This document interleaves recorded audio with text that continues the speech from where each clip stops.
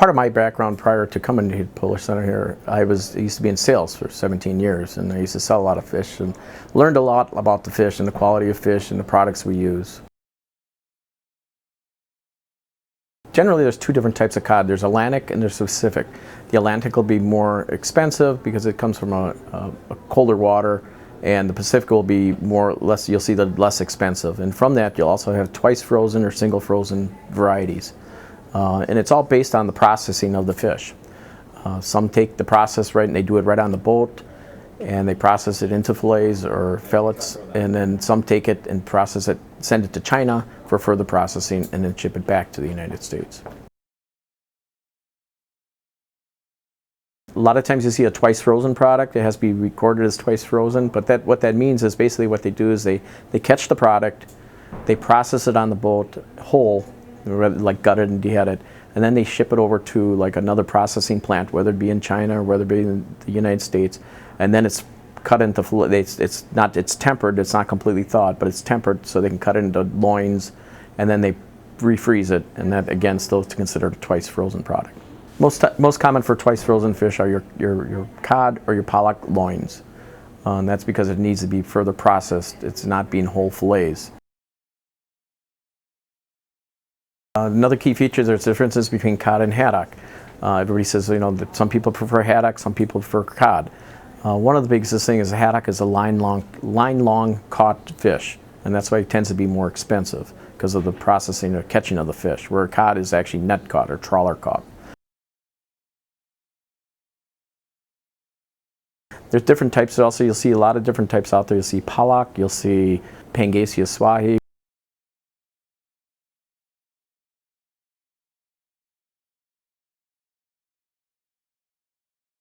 You got to be cautious of and fish industry is not really regulated as much as meat industry. You don't have it graded or anything, so people do tend to see it, play little games with it. Basically, you get what you pay for, and then just a typical, like a cod loin, I can buy cod loins for $1.89 a pound, or I can buy it for $4.25 a pound. And it depends on what quality, what type of product you're using, how much trisodium phosphate's being put into it. Trisodium phosphate, they take the fish and they put it in. It's basically meant to be preservative, but they also found that it also increases the weight and the weight of the water taken on. So you could take a 2-ounce piece of fish, put it in trisodium phosphate, and also magically becomes a 3-ounce piece of fish. Soak long enough, it becomes a 4-ounce. Again, where's that water be coming out from? It's going to be coming out on your plate, or it's going to be coming out on when you cook the method.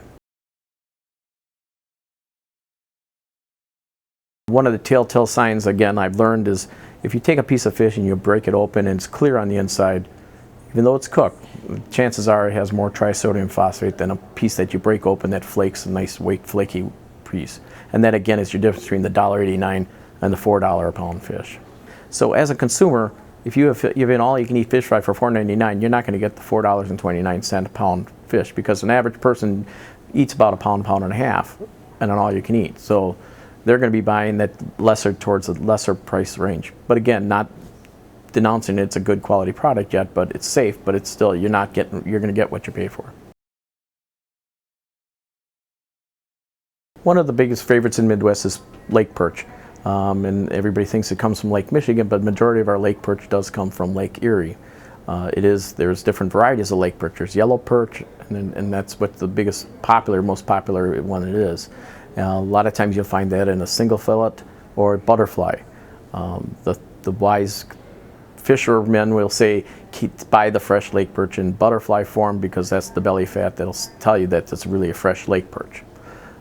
There are also ocean perch. Don't get confused with ocean perch. That's another variety, but it does not come from a Great Lake.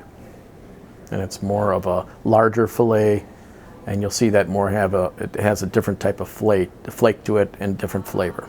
The flavor differences, it depends on the preparation methods, but a lot of people will have a distinct flavor difference. Generally, a lake perch will be like more of a milder, sweeter flavor, and the ocean perch will have a little more fishier flavor to it and more harder bite than the fresh lake perch. One of the fishmonger ideas is a true yellow lake perch will not be skinless, because you want to show that skin to make sure it's a true yellow lake perch. A butterfly perch that held together and cooked fresh with butterfly, they'll be your freshest perch. A lot of times they substitute, it will be a smaller variety, but a lot of times what you do is some of the cheaters will skin the perch and they'll call it perch, but again, a true lake perch you'll not see skinless. Yeah, it's as far as differences go in the fish, to see it, it's pretty difficult. They look very similar, and that's why they get away with selling it like that. You would almost have to go back into the freezer of the grocery store or restaurant or whatever and look at the box, and because the box has to be labeled country of origin, where it came from, and that's what happens to a lot of little restaurants and bars. They get busted that way, but there's so many of them that, you know, most of them fall through the cracks and keep getting away with it. Because you can buy Zander perch for, well, I could buy it right here wholesale for about $2.50 a pound, and if real perch is selling to a bar for $11.50, $12, that's a big difference.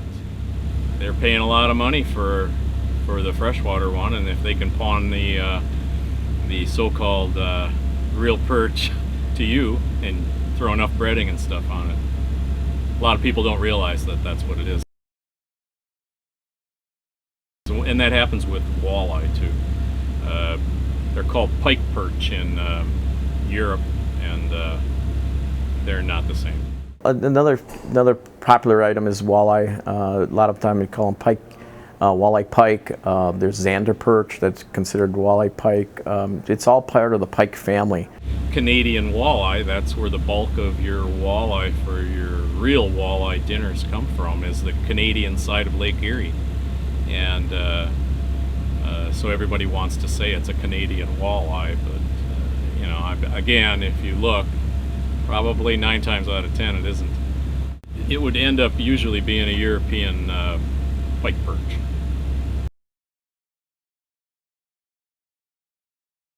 We do have bluegills available, or sunfish. A lot of those are coming from Lake Erie. They're not coming from your local lakes, and basically they're caught and processed right when they get to the docks. So it is pretty fresh quality, but a lot of times it comes in frozen.